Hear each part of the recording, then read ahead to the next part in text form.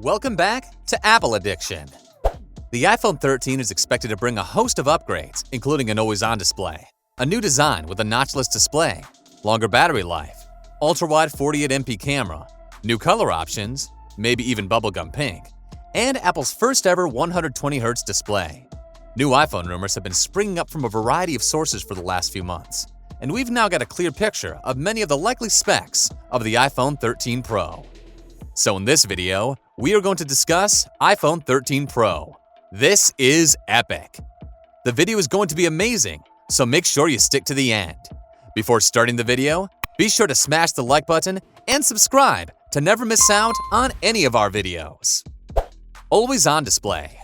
According to rumors, the iPhone 13 Pro might finally get an always-on display, something that many Android devices have been enjoying for years.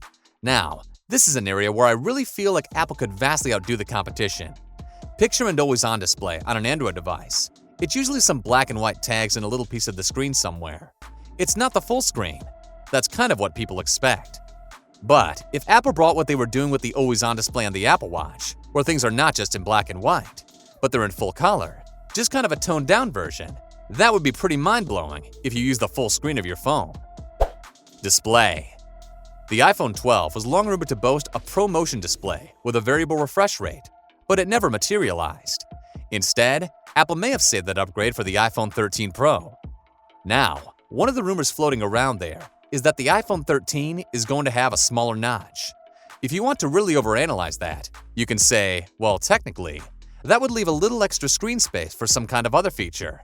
A smarter take, though, on this rumor that really doesn't seem to matter much in the big scheme of things would be that for better or worse, the notch is kind of a symbol of iPhone ownership.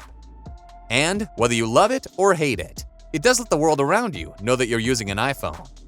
In practical terms, though, if Apple does keep a notch around, what it means for you if you've upgraded from a recent iPhone model is that it's going to feel like a different phone.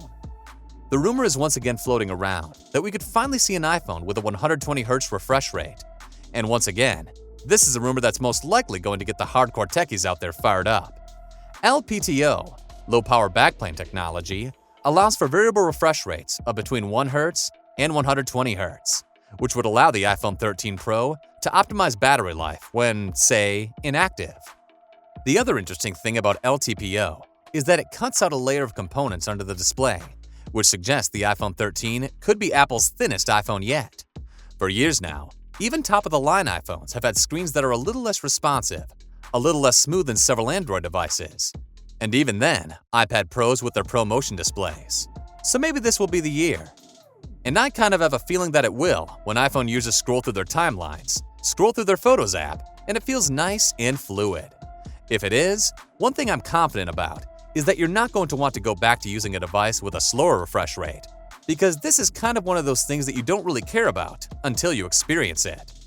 If this isn't the year, then the world is going to keep on spinning, and lots of people are going to buy iPhones and still will enjoy using them, maybe love using them, because, at the end of the day, this is a nice-to-have feature. It's not a must-have feature. People are going to argue about that. Date. In 2020, it was the first September Apple event in 8 years without an iPhone, thanks to delays in production due to the coronavirus pandemic. This year, Ming-Chi Kuo was forecasting business as usual for Apple's supply chain. If that's the case, September 2021 is likely when we'll hear about the iPhone 13 Pro, with most sources pointing to September 14. We're not certain of the date yet, but it looks the most likely. We expect supply constraints during the September quarter to be greater than what we experienced during the June quarter, said Apple CFO Luca Maestri on a call with analysts.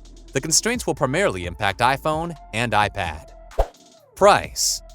Now, if these rumors hold up, and this kind of ends up being a lot of what Apple announces for the iPhone 13 Pro, I don't think we can expect a price jump. Probably, I would expect Apple to be on stage. I think the iPhone 13 mini will start at $699, and the iPhone 13 will cost $799. The iPhone 13 Pro base model will cost $999 to $1,049, and the iPhone Pro Max may have a starting cost of $1,099 to $1,149. Camera. First, starting with the new portrait video mode, which Mark Gurman says Apple is going to call cinematic video. The idea here is that you'll be able to artificially blur out the background in your iPhone videos, and then adjust the amount of blur afterward.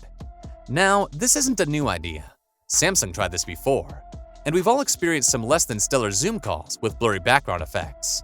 And even Apple has already been talking about FaceTime calls with blurred out backgrounds. But if Apple does bring portrait mode video to the iPhone 13 Pro, I would definitely expect it to be implemented better than we've ever seen it done before, which is not to say that I would expect it to be flawless, especially on Apple's first attempt. That said, here's what I think this feature would ultimately do. It could make your videos feel more artistic, and it could make it look like you were shooting on more expensive equipment than you actually were, while saving you thousands of dollars because you're not having to buy expensive lenses or full-frame cameras. This is a feature that, if well executed, could absolutely appeal to every iPhone user out there, not just the pros, but it all depends on how well it's done. After potential video-focused improvement that Gurman says could be on the way is ProRes encoding, which basically offers serious video editors more creative control. This is a video compression format that gives video editors maximum creative flexibility, while also cutting down on the storage that's needed. Another camera focus rumor that Gurman put out there recently that I think more people would end up caring about and probably using has to do with smarter, more targeted photo filters. This would be powered by AI, which would let users edit just specific areas of photos, rather than the entire image. If true, what it would let you do is pick out certain things like faces or objects in your photos and make them warmer or cooler or more dramatic or more balanced. Now, the results are kind of hard to picture if you don't have an example right in front of your face, but it sounds to me like a way for Apple to bring photographic best practices, the knowledge that real photographers have, and apply it to everyday photos and situations. Now, just thinking about how people would integrate this into their everyday lives and how much of a difference it would make. I mean, I don't go and personally edit every single photo. Usually, it's just the photos that I either favorite or end up sharing, and I'm guessing that's similar to a lot of people. But Apple allowing people to make the moments that really count, really good, really easily, is definitely a selling point. According to a June 2021 report by Quo, the iPhone 13 could have an ultra-wide lens with autofocus and a bigger bump. That ties in with a February report by Quo, which claimed the next iPhones will feature an upgraded 6-element ultra-wide lens with an f1.8 aperture, up from the f2.4 on the iPhone 12. That's talk of Apple using a diagonal camera module to free up room for the new lenses. Performance. Now, of course, everybody is expecting a new chip, probably the A15 to debut in the new iPhone 13 lineup. Now, I don't think this chip is going to be anywhere near as exciting as the A16. Let's call it the chip after this, which is likely to be a bigger deal, ironically, because it's going to be smaller, probably 3 nanometers.